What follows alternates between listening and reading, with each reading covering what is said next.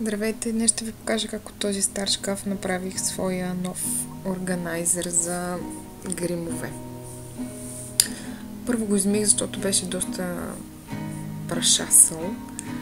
След това използвах боите, които имах вкъщи. Едната беше кафеникъла, вие ще видите по-нататък в видеото.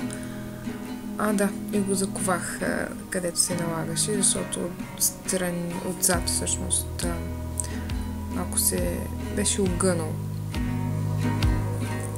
Той го боядисах след тази боя.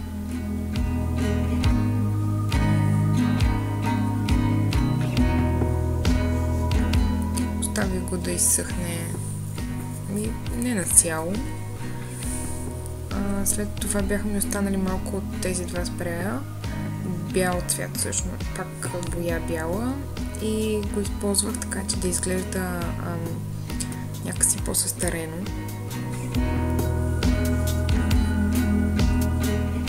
Между другото, клипчето за моята колекция обувки е готово и ще го кача, може би, другата седмица.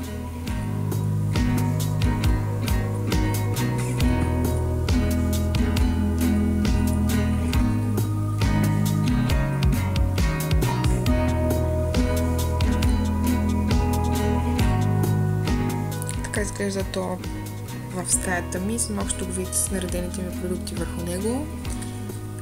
И се надявам да ви е било интересно, ако не съм ви била полезна. И до скоро!